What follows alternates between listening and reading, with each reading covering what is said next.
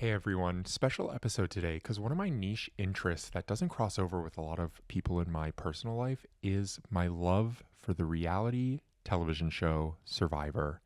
I started watching this show when I was 7 years old with season 6, The Amazon, and tomorrow, Wednesday, February 26th, season 48 airs. Season 48. Unironically, I love this show. I think it is not only the best game ever played, but I think it's probably one of the best television shows ever made. It has persisted throughout the past 25 years in our culture. Whether you watch it or not, there's still a large, diverse audience for it that watch it on CBS. It's jumped around from Thursdays and Wednesdays. They used to do the finale on Sundays. It really has just kind of evolved over time, and it's also evolved over time on screen. In the aftermath of season 40, which was an all winter season, COVID happened, shutting down production, and they didn't film on their normal schedule. And a bunch of previous contenders got together and they formed a group that then advocated to CBS, which CBS did officially implement new policies into their reality television casting where every cast would be at least 50% BIPOC, Black, Indigenous, people of color. And that was in 2021, starting with the airing of season 41, and that has followed through today. And it's made for some amazing television, and it's set an amazing precedent. I think it's kind of like the minimum, the standard of what all shows should be doing.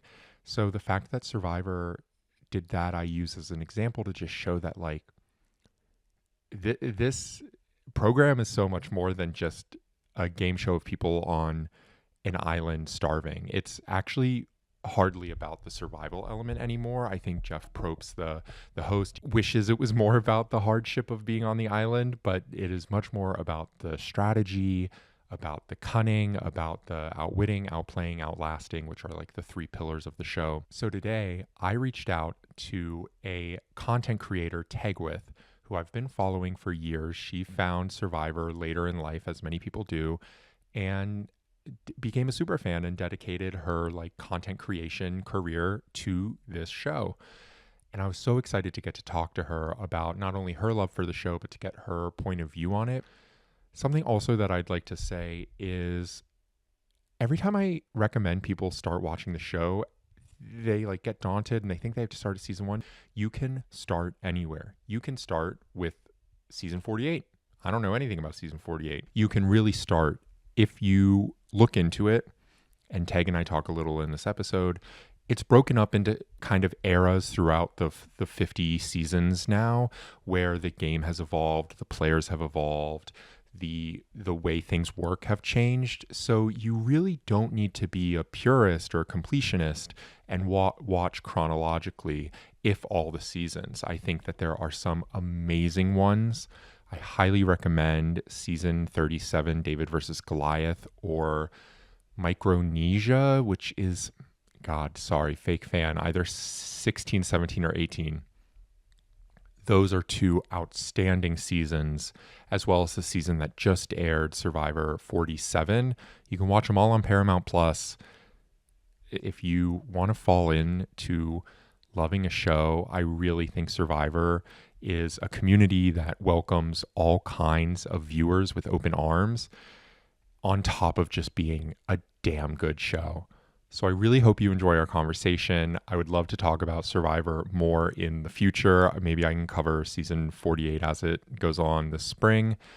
And I look forward to hearing your thoughts and talking more about Survivor.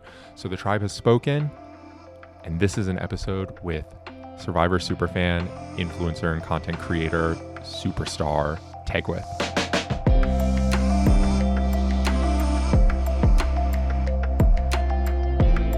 Hi, everyone. Welcome to this episode of Leg Room. Today, we are talking about one of my all-time favorite hobbies, Survivor. And I am joined with Tegwyth, who is a New York City creator, fan, professional.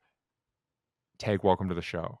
Hi, how are you? I'm so excited to talk about my favorite topic as well. So it's going to be a blast chatting about, Survivor and just everything else, in between. I love that. Thank you so much for being here. So I started following you on TikTok a while ago. Could you give some backstory as to how you got A started with Survivor and then B with TikTok? Absolutely. So, I'm actually not an OG fan of Survivor. I started watching Survivor when I met my boyfriend in 2018. He has been watching since season 2. He's been Mhm. watching basically as long as you can. And when we met, he basically was like, I can't really do anything on Wednesday nights during this time because of my show. And I did not understand it at all. I was so like that. I literally said that show's still on. Like I was one of those. Mhm. And he was like, "Trust me, you'll like it." And he introduced me to China, season 15, and I fell in love. I thought it was incredible, so good, and I binged it all very quickly.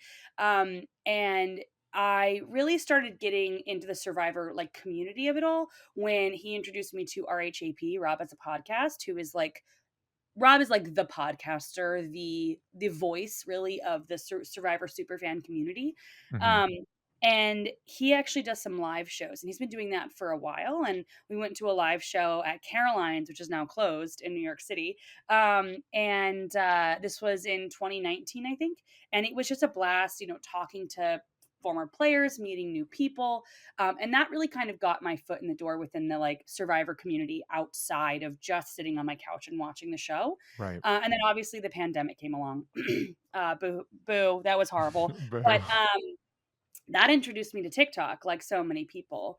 And I remember watching a video where somebody was like, if you want to make content, you should make content on, you should find a niche and make content on that niche. And I was like, say less. I wanted to I wanted to start creating. I felt, Yeah. my creative juices were so stagnant during that time. Um, and so I was like, what do I know well? And I was like, I could do theater. But I felt like the theater community on TikTok had already been pretty well established. Mhm. And there were so many voices already. I didn't know what I was going to add to that.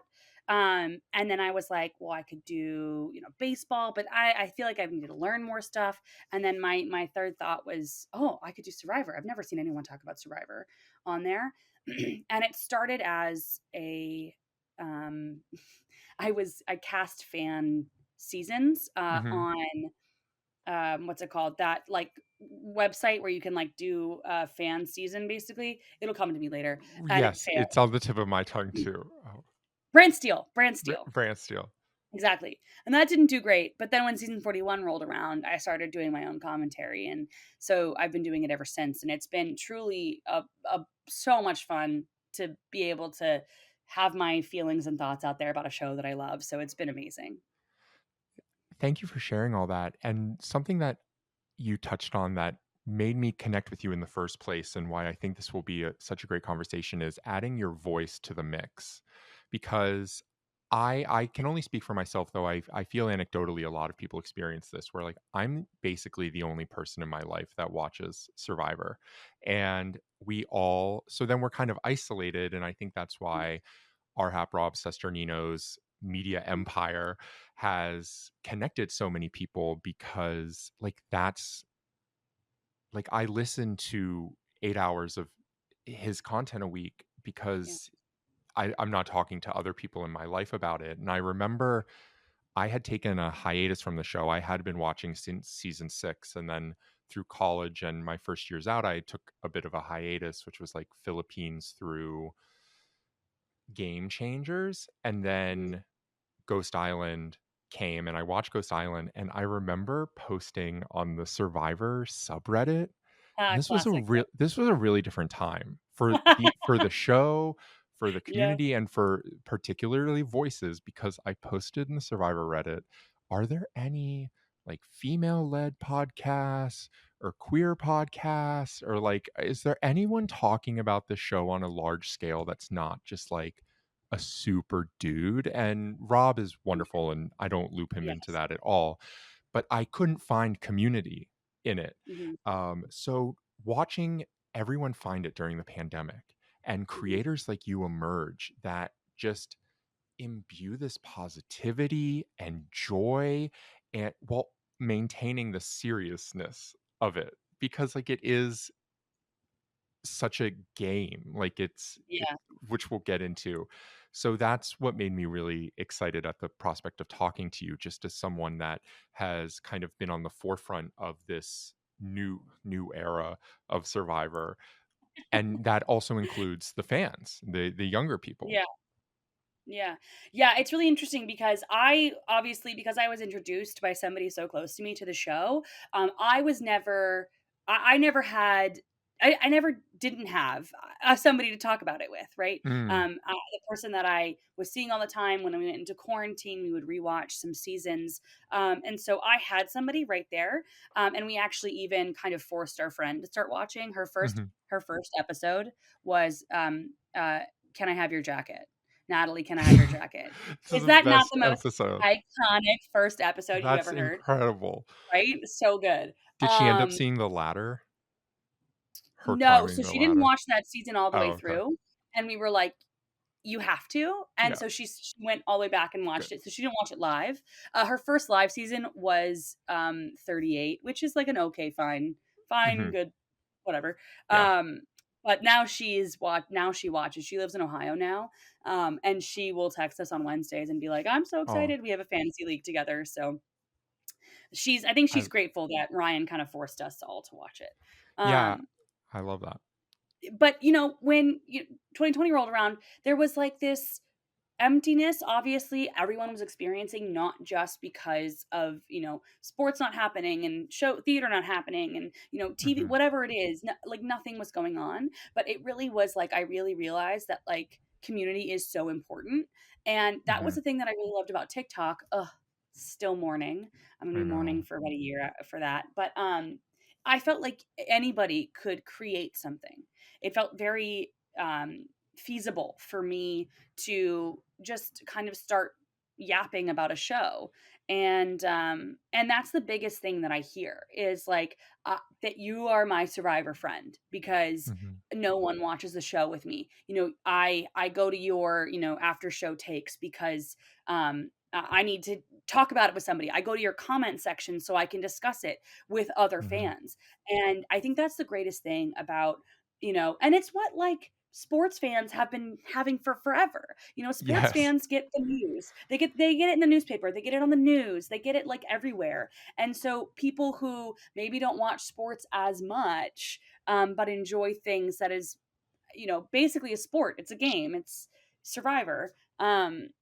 We now have a way to kind of have that conversation, and Mhm. it's been like truly really amazing to live that like through that aspect of it where people are just like really happy that they have someone to talk about it with. Um and that's I think one of the things that I find most rewarding about all of this is just, these discussions that I have with people, I would love to touch on right? what you love about the show in terms of what keeps you connected with it.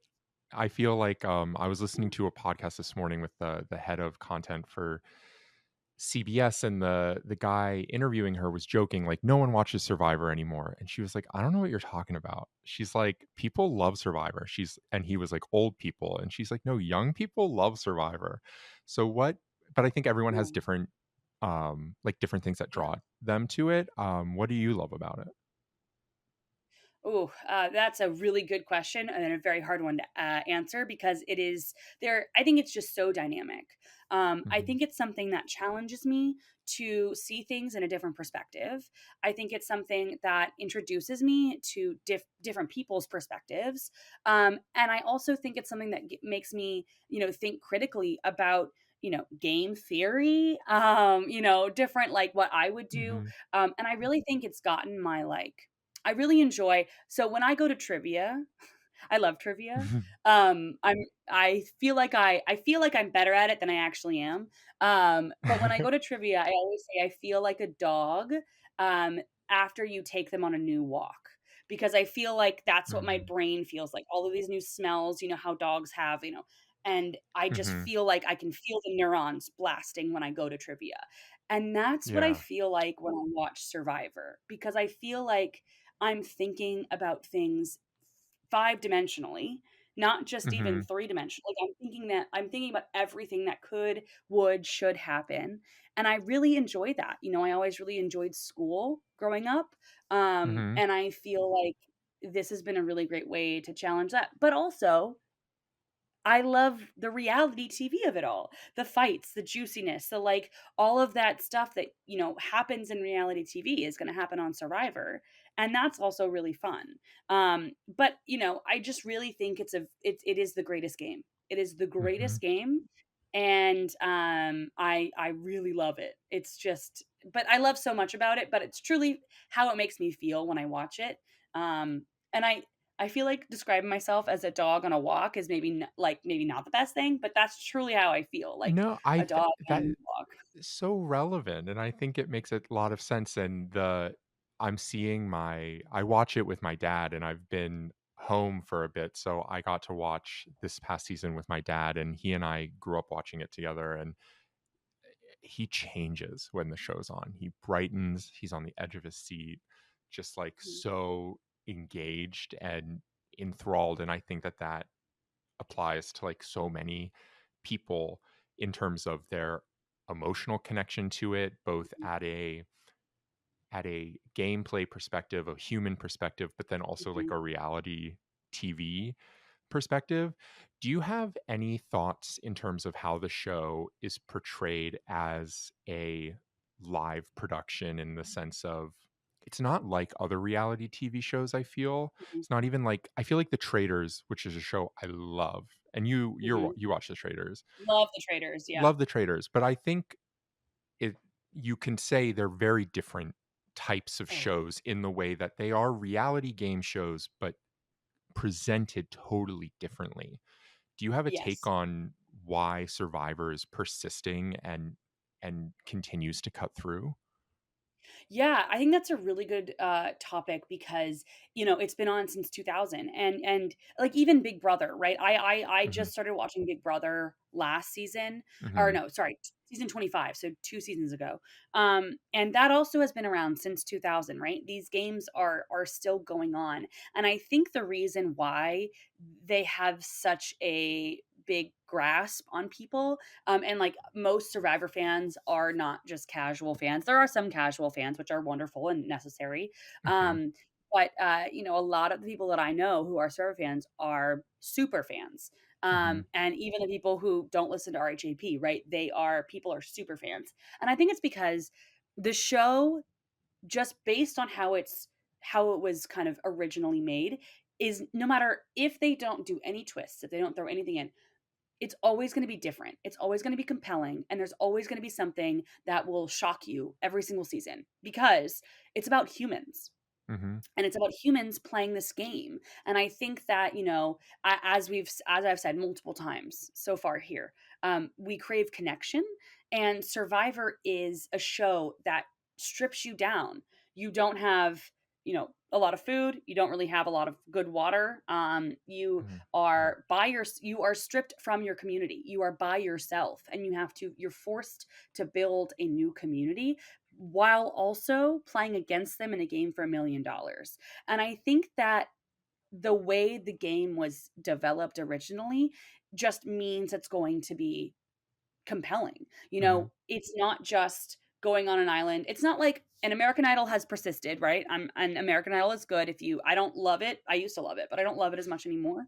But American Idol is to me repetitive because yes, it's mhm, different people, but it's okay, you're gonna go audition, you're gonna go do a thing, you're gonna go compete, you're in front of a live studio audience, people are gonna vote. And mhm, obviously it's different people with different stories, but that structure is so rigid. Whereas Survivor, the structure is put people in a game, make them vote each other out, and then put the power back to the people who were voted out mhm, to vote for the $1 million, to vote for the winner. It's so and that to me makes it fluid, even if they mhm, didn't change the layout. And I think, evolve or die, adapt or die, right? That's mhm. what I learned in my science class. And I think that this game, the way it was built, just people are going to adapt. And I Yeah. think people are going to change, and it's going to change with the times, and it's going to change with, what the topics are. The game in 2000 was different than the game in 2013, and it's different than now. And even Hmm. if production was out of it, it would still have changed, right? And Yeah. I think that's what makes it so compelling and why people love it. And I think it's also super important because you can tell, and I think it's important to have a showrunner that cares about the show. I felt like Hmm. you could feel it, like, for example, Jeopardy! I felt like you could always feel how much Alex Trebek cared about Hmm. Jeopardy! Right? He loved the people there, and he loved doing what he did, and you could feel it. I could feel it at least through the TV screen.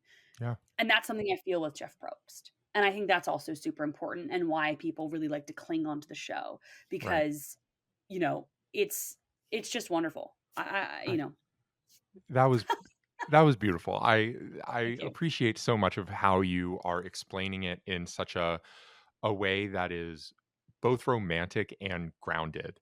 Something that I like is how grounded the show feels in I think Jeff just wants to share the truth.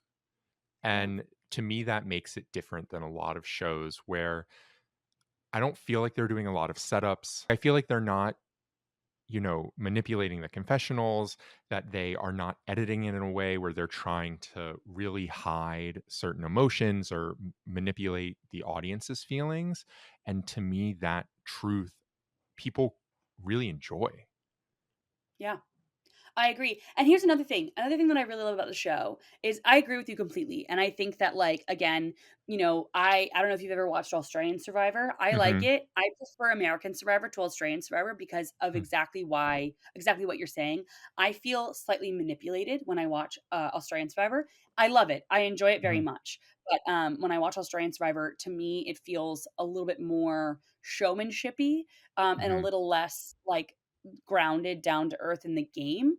Like, when you watch Australian Survivor, there'll be people who make it to the very end who get like 3 confessionals the entire season. And I'm like, Right. I want to get to know you guys. I'm someone who likes the people on the show. I mean, I like the Yeah. game too, but I enjoy the people. And so that's something I don't particularly love about that one. But the thing also to remember is it is a TV show. So not only is it an amazing game, but another thing I love about it is because I was a film minor in college, Hmm. and I really loved delving into films, like picking everything apart, like finding nuances probably where the director wasn't even thinking about a nuance. You know what I mean? Like, I think that's Right. a lot of fun. And so something else that I really enjoy is, while I'm not someone who particularly does edgic, if you don't know what edgic is, for those of you who are listening, edgic means edit and logic. And so basically, it's a way to view the edit, to kind of figure out who the winner is based on how the show is being presented to us and Hmm. shown to us. But I love doing that. Like, I always say one of my favorite TV shows, like scripted TV shows to watch live, was WandaVision, because I was still out of a job, so I need something to do. But that was right when I found TikTok, like right around when I not found it, but like was on it, Hmm. and delving into like all of the nuances of the show, and I wonder if that means that, and I loved it. And that's what Survivor is also. I get to delve into, oh, I wonder what that means, and that edit, and oh, that thing over there, and oh, so it's again kind of like a scavenger hunt, while also a really great, amazing game. So I think that's why it brings so much to the table, and I think a lot of different people can enjoy and do enjoy the show. But that's something else that I adore about the show. Yeah, me too. I think, and there are moments that they show that end up meaning nothing, but then there are moments of like Rachel scooping the rice from the challenge into her pocket and Jeff calling her out, and that I think just have paying off dividends in terms of her character, her gameplay, and then especially with her journey in the finals is really remarkable to see. It's remarkable. My favorite thing that they did, so this was, I think, the first season they did 90-minute episodes, which I love. They did a little excerpt on Dee's big toes at the Yeah. near the beginning of the season. And everyone's like, "Oh my gosh, what are they doing with this extra time? They're talking about her big toes. That's hysterical. That's Mhm. crazy." And then not only does she use her big toes to win a challenge because she was holding onto the pole, she ends up winning the season. So, we learned a little about her that we would not have known if it wasn't a 90-minute, but it was also like a very funny little like payoff that we had because it was truly, I think, the third episode. We were Yeah, learning about her big toes and we were like, why are we talking about this right now? But it was amazing. it's great. Do you have any, it doesn't have to be your top, one, but if you have any favorite players or seasons so we can get some context of, I feel like the game does evolve. There are no Mhm. official classifications that Yeah. CBS Survivor has given besides like new era, old era, which separates at Yeah. 40, 40 being winners at war, then the pandemic kind of very strange timing, then Yeah. 41 drop the 4 keep the 1. Yeah. But within that there are certainly different eras of how the game has evolved. Who are some of your favorite players and seasons? I actually have an answer to my favorite seasons. I have a three-parter answer. Let's do it. I've kind of gotten this down to a science. So I think the best season, my favorite season and the best season is Heroes versus Villains, in my Mhm. opinion. I think a lot of really great characters. I think there's a lot of really great gameplay. I really enjoyed the winner on that season. I'm not somebody who's mad about that. So I think it's just overall a really great season, and I love seeing Russell being brought down a couple pegs. Love it. If you don't know, I'm not a Russell fan. I I'm not am either. unapologetic about that. So if you are a Russell fan, I apologize. He did change the game. He definitely did. I will admit he changed the game. I never want to see that man on my TV ever again. Okay. Um, not a fan of his. Me either. But loved the season though, and he was a big part Mhm. of that, and I will give him that credit. So that's my favorite, like overall, I think genuinely the best season. Mhm. My favorite season that I call it nostalgic to me because it means something a lot to me, but it's also genuinely a good season was my first season that I watched live, which was David versus Goliath. Loved great season, It's my amazing favorite. season. It's so good, great newbie cast, amazing people, amazing moments, and the first season I was able to experience live. So It's beautiful. it's so good. And then I have a favorite underrated season. So this is going to be a Yes. season I feel like people don't talk about a ton, but I really enjoy. And that would be Guatemala, which is season Ooh. 11. Um, I'm a little biased on this one because I actually, while I was watching Guatemala, I met a player. Um, he just randomly came into the bar my boyfriend was working at, and I recognized him because I was watching the season. And he's a pre-merge boot, but he's incredible. His name is Brian Corden. I consider him a friend now, and he also, I think, should come back for second chances. I think he's a genius. I think he was completely robbed from that season. Just Mhm. so good, and he would be great TV. But I genuinely, the season I think is the most difficult season. They started off with like a 15-mile hike at night. Right. In the Guatemalan like jungle or forest or whatever, with all of their supplies on their back. It's incredibly hot, and they were right next to this big body of water, a lake, whatever. But they were not allowed to swim in the lake because there were crocodiles in the lake. That is one of the leading cause of death for locals in the area. Because what these crocodiles would do is they would not give you any warning. They'd be in the depths of the lake, and they will come up and grab your legs and pull you down, and you die. Basically, you get eat like you die because you're drowned, and you also like get eaten. And so they were not allowed to go into the water, and somebody actually did, and they stopped production. They were like, you cannot get into the water, like this is, Whoa. we're not joking. They brought a helicopter in. They were like, guys, this, we're not joking, you cannot get into this water. And so one of the rewards, so you're dying, you're so hot, and there's water right next to you. What is it? It's not Prometheus. Who's the guy who has the apple and he always is hungry? In Greek mythology, that was Oh. them. Mhm. And one of the rewards was like a cage to swim so that they could swim in the water without like having to, yeah. It's crazy. That It's like a is, floating cage. It's a crazy season. And yeah. it was the first season the idol was brought out, the hidden immunity idol. So Mhm. game-changing season. So very good season. I think everyone should watch, but that's my underrated favorite season. What are your favorites before I get into my favorite players? What are your favorite seasons? My favorite is definitely David versus Goliath. I think that Love. is a season that is so representative of the show, not only as a whole, but then also as like the human element to it, where it's Mhm. a knockout cast with knockout gameplay. I think it's very satisfying Mhm. in the end. And it's another Mhm. reason I gravitate towards it is because it's the one season where I can go to anyone and be like, if you haven't watched a season of Survivor, Yep. like you can watch this one. The worst part Yep. about it is I believe the first boot is medevac. So you don't in the Yeah. first episode you don't get a tribal council, but other than that, Yep. that. And then I also really enjoyed Millennials versus Gen X. And I might have Really good bias season. because the winner I just relate to, and I in his quirkiness.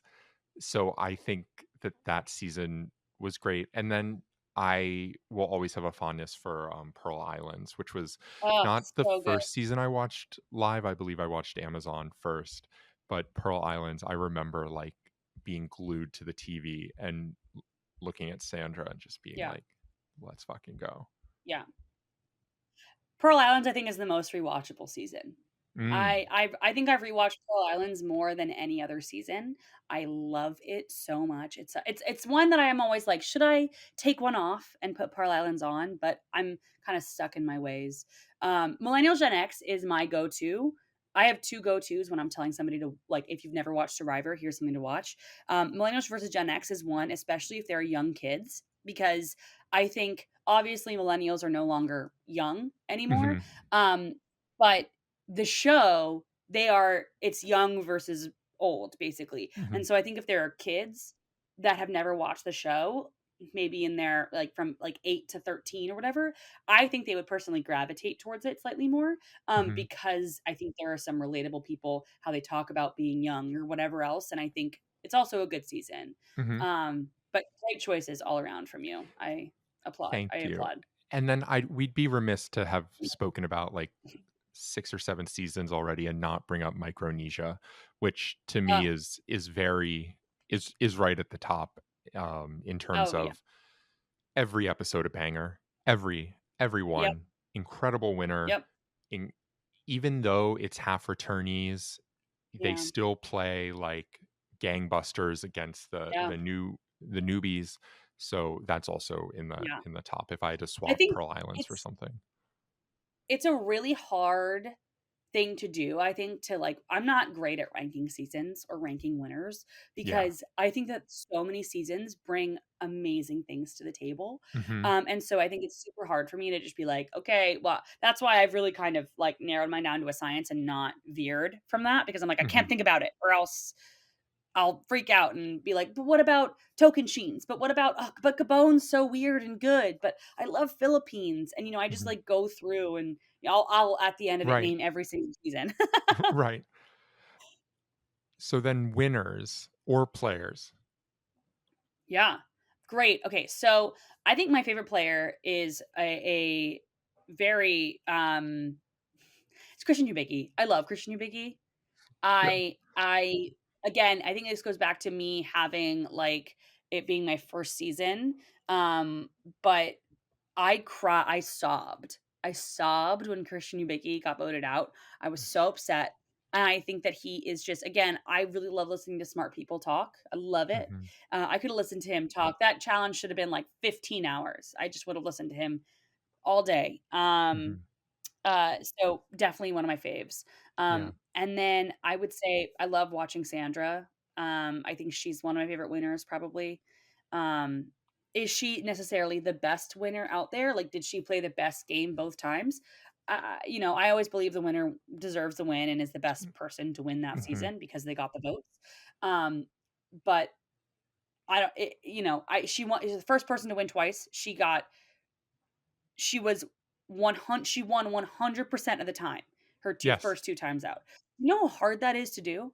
And That's never never replicated. been done. Never been replicated. Yes, Tony has won twice, but he was voted out second his second time out. So, Mhm. it's like never been replicated, and I think it just is somebody it's a very interesting thing because I think Sandra as a personality, especially in the beginning, even though she won, was underestimated her second time. Hmm. And she's a villain, yes, but like she knows how to dodge and weave, and she's totally fine with anybody but me, and it's amazing. She's Right. amazing. Um, I love Parvati, so much. I think she's incredible. Suri, I Hmm. feel like I'm naming all of the, people that I feel like I have to name. Obviously, Tony. And I will say, I didn't love Boston Rob.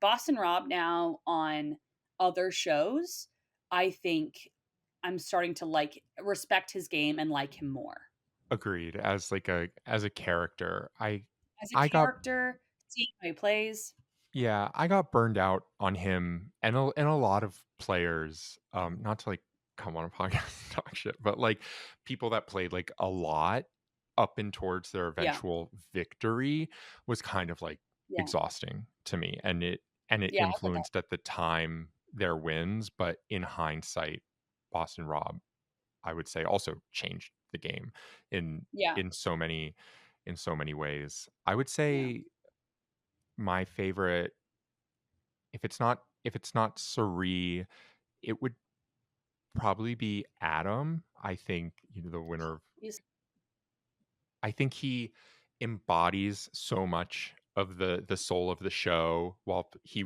played an emotional game while also mm, playing such a smart game. I feel like that's very hard to do, and we rarely yeah.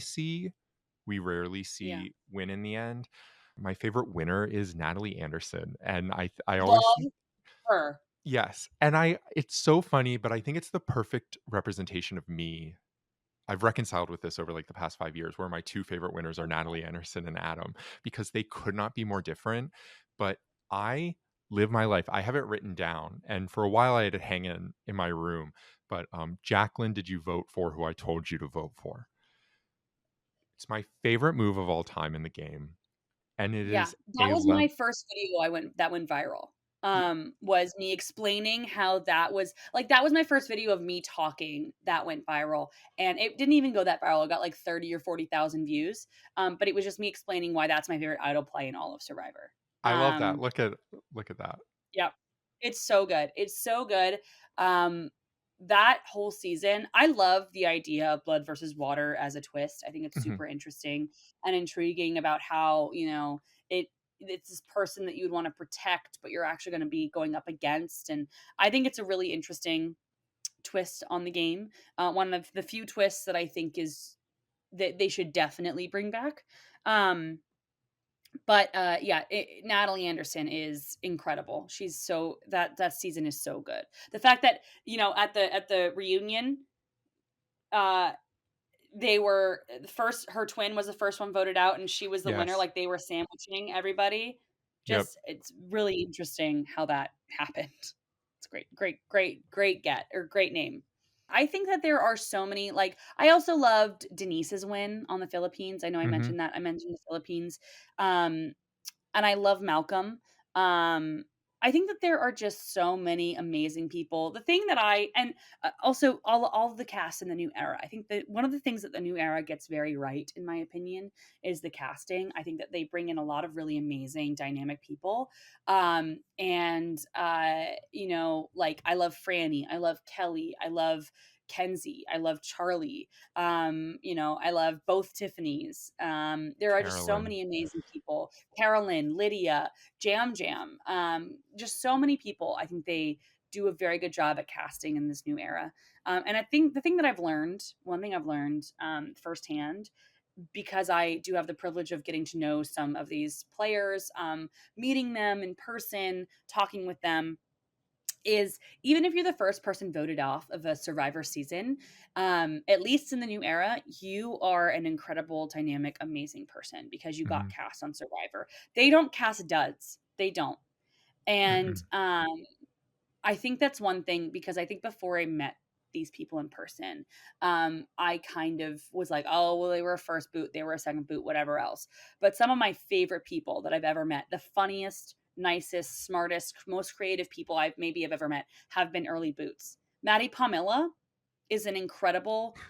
she has an incredible artistic eye. She's so smart, she's so compelling, and she's somebody that in any other season I think would have gone very far. Same thing, Brandon Donlin, like so Mm-hmm. witty, so funny, so smart, knows the game better than anybody I think I've ever spoken to ever, Mm-hmm. and just got a bad draw on his tribe. And I think if he had a winning tribe, that man would have won the season. Yeah. Um, so it's just, they don't cast duds on Survivor. Everybody who gets on Survivor gets on there for a reason. They're all really amazing people. Um, and that's one thing I've been able to learn firsthand because I have the privilege of talking to them and getting to know them at these events and online and things like that. Are you interested in going on the show? I've applied. I have never heard back. And I think I used to be like, yes, I'm going to be on Survivor. Now I don't know as much because I have built something without being on Survivor. I Mm. have built something that I really love. That's partially going away in 4 days. But I love this community and I wouldn't want to risk losing it or risk I don't know. So, people can be really mean online. Like Yeah. I'm really worried that if I go on Survivor, my love of the show will be kind of taken down a little bit because of how people react. So it's just I feel like now there's a lot more to think about. If I didn't have the platform, if I didn't meet people, if I didn't love this show so much, I think I would be like, yes, 100% because it's what I used to be. I'm Mm-hmm. now a little bit more hesitant. Would you want to go on the show? It's such a complicated thing because I agree with basically everything you said. My therapist doesn't think it's a good idea, but it's one of those things. He was like, because then you deal with the entire world. You become a character. You are cast on the Yeah, show genuinely and authentically. And I think that's what yeah, you and I are trying to get across here. But you then become a TV character for the millions of people that watch the show to yeah, hate, dislike, be mean to. And it's like, I don't I don't need that.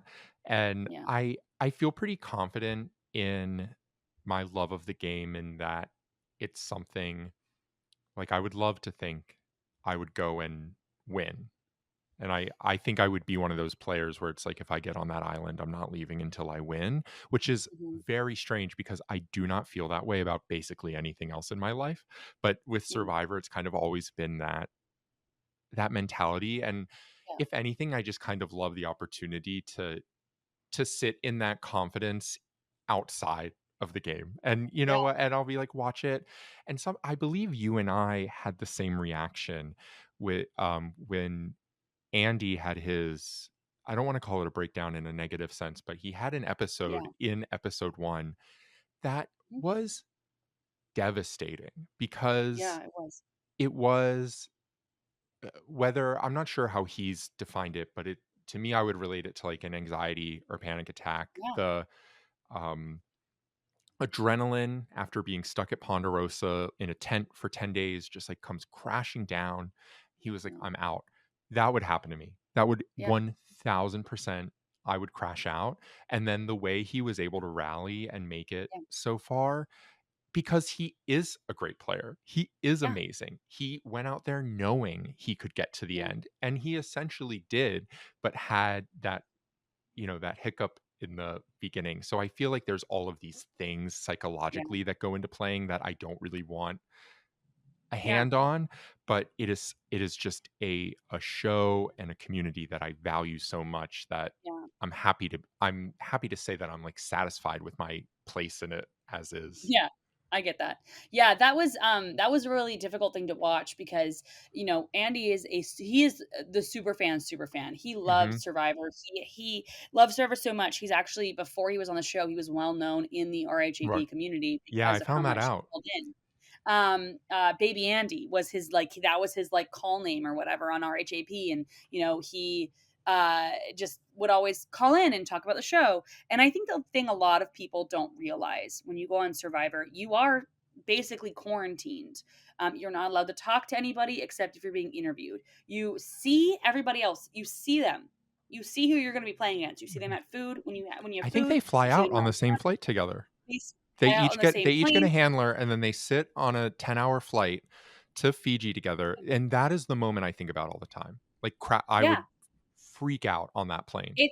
it is so much intense pressure, um, within those days pre-gaming, basically, and this is the game is basically already begun. You are making eye contact with people, you're looking at them, I hope I give off a good impression, but not too good. Like, when Caleb was at Ponderosa in the beginning, they called him, like, the smiley guy, he's gonna be one to watch out.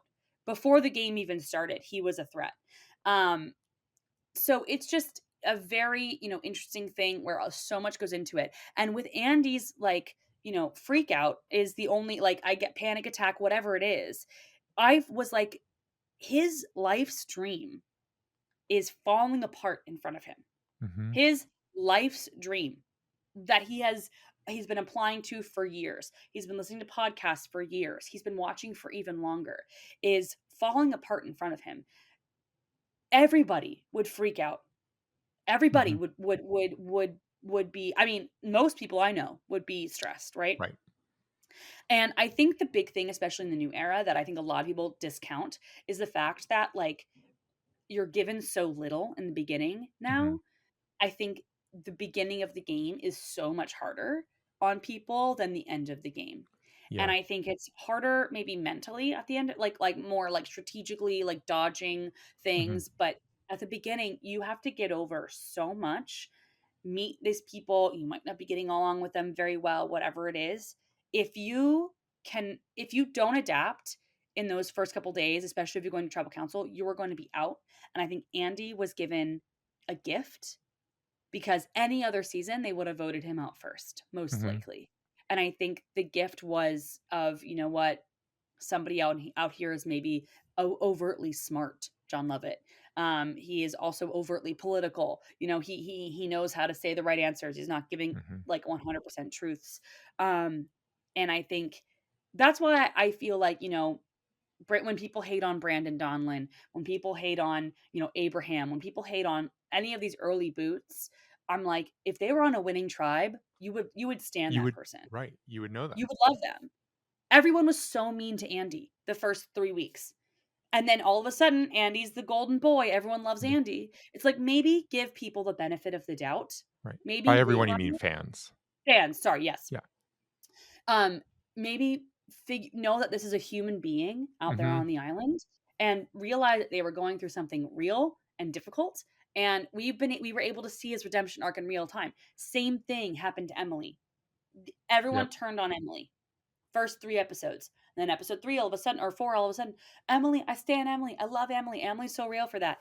It's just like, maybe let's all give everyone the benefit of the doubt and realize that maybe everyone's really great, and we just are only seeing the And stress that they have to deal with. it's two things in my mind where one, it's stan culture these days. And as someone that's also I'm much more out of it now, but I spent like 6 years in the gutters of the drag race fandom.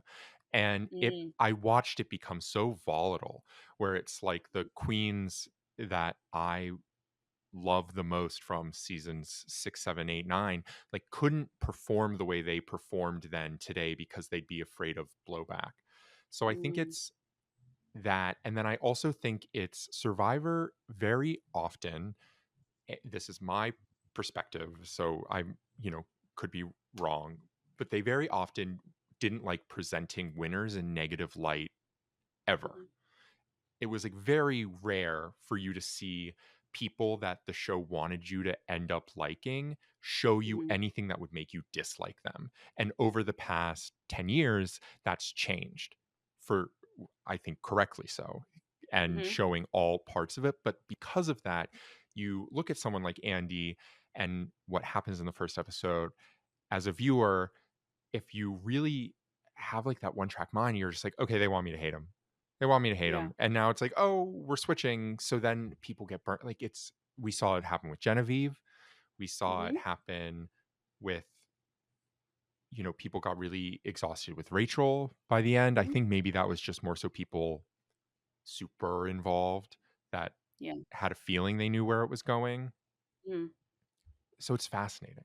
Yeah, it is. It's the show is very fascinating. Everything like this is again, I really enjoy the different discussions that come out of it and the different, I love it when I am able to discuss the show that I love with people who are open-minded to hearing new things, talking about new things, realizing that, these are people because, again, they're reality TV is real people who are playing a game and I think, the internet is going to be the internet. The internet's always going to be, a really great place in some corners and a really horrible place in some other corners. But I feel like at least in my corner, I end up with a really good group of people who are just genuinely want to enjoy the show. Yeah. And that's a really great feeling that I feel like I've cultivated a space where people are able to express their, maybe discontent about the show or about players, but in a respectful way. And sometimes people are not super respectful, but I try to Yeah. set them straight. No, we thank you for what you've done, and I recognize it, and I think it's remarkably special and important. And the things that I've been given, the things I've been able to do, the friends I've been able to meet because I decided to share my opinions on a TV show, Mhm. has been something I will never be able to. I will never be able to thank people enough Mhm. being able, for me being able to be myself, and have the opinions that I would have if I didn't have this, and being able to be who I am. Um, and be able to do things like, go to a screening and I got to see, I didn't talk to Jeff Probst, but I got to see him. Like that Right. was crazy to me. Um, there was at one point where CBS sent me buffs before for season 45 before the buffs were even like announced. That's cool. A press Like package. that was it was it's crazy that, this all happened, and Yeah. I'm very grateful for what it has given me and what I've been able to do with it. And it means so much that I'm able to have these conversations with people like you, Jake, and being able to, talk about a show that I adore. It just means so much to me. And the only other question that I was gonna throw out is if you had an opinion on who would replace Jeff. I don't think he's going anywhere anytime soon, but do you have an opinion on who should do it? I have I don't have an opinion. I have and I'm gonna credit Ryan, my boyfriend, for this idea, this thought, because I agree with him. So I'm a very big Jeopardy fan. I always have been. When Mhm. Alex Trebek died, I was catatonic. I was really, really upset. And then obviously the show continues. It's his legacy, right? And I was really upset that they replaced him with Ken Jennings and whatever her name is, Mayim Bialik. Um, because I think the great thing about Alex Trebek, when he was brought on, he was not really anybody, right? Mhm. And so I think that he was just somebody who, wanted to host a show, who became really good at it, and then he became this icon. Same thing with Jeff Probst. Jeff Mhm. Probst was brought on to Survivor as somebody who was a host. He hosted things. He did infomercials, right? He was just this guy. And I think the big thing to think about is not replacing Jeff Probst, but figuring out somebody who will be able to fill a host role in a different way. And I Mm. think that that is not a Survivor player. I think the big thing that what Jeff brings to the table is he's never played Survivor. He can look at it in an objective view. He can ask questions without putting himself in their shoes. He Mhm. can do things without it being compared. Like no one's comparing their game to his. He is just this icon, and I really think it would be a mistake to replace Jeff with somebody who was on the show because they might bring their own 2 cents about what they would have done, what they did. People might compare them, and I just don't think that that is what Survivor needs. I think it should be somebody who is just a person, just a Yeah. person who maybe, I mean, maybe they're kind of famous. I don't really like care that in that sense, but I just want somebody who cares about the show and who is willing to put it all out there like Jeff has done and will continue to do for the last 24 years and for hopefully many more. So that's I don't have like an ideal candidate, but I just really think it should be somebody who has not played. Like, I think that a better host would be like Mike Bloom would be a better host than Rob Cisternino Hmm. if I'm like comparing it in the space, because like Rob, while he has been removed from the show for a very long time, it's people still bring up his seasons. People when they talk to him, they're like, "How you did this?" and you're the best, the Right. best player to never win at one point. Whereas Mike Bloom is a reporter who is very funny. He's very uh, really good, easy to talk to, somebody who is very quippy, Hmm. very smart, and he can be an outside observer like Jeff is. Jeff is an outside observer who has Hmm. never experienced what these players are experiencing, and I think that's a very important thing for the host personally. I think that's a great take. And I think it's something that could happen. I would Yeah. imagine if they did bring on a third party, they will look for someone to be the face of the show for a while. But I think your insight is spot on with the doing someone new. But I think Jeff's going to be there for a while. We didn't touch on He's it, only but yeah, there 63. he He's doesn't got look at it. least. Yeah, he's got, I mean, my mom is 73, 74, 74, or she's 73. She's still working. She loves it. Like, and Yeah. she's a teacher. She's not so people like don't, especially like Jeff Probst gets to be the host of the best TV show ever. He has not lost a beat. He is probably better than he's ever been. Mhm. And I think we've got at least 10 more seasons. Agreed. That's only 5 years. That's only Right. 5 years. That's at minimum. I think he's staying for a while, Agreed. personally. Personally. Wonderful. This has been I think I so. it was it was so much fun to talk to you, and I just want to Yeah. say, like, I just love, like I said this earlier, but I really enjoy talking about Survivor with people who also like really love the show, really care about it. And I can and I can tell that you love to explore new ideas and just talk about the show, and so it was just really a pleasure to talk to you today. Thank you. Well, likewise, taking time means a lot to me. So I appreciate that you did that. And I Of can't wait to see course, what's next I for you. You are you've cemented yourself as a vital voice in the community, and I know that we can't wait to hear wherever it goes. thank you so much. That's so kind of you to say. It means so much.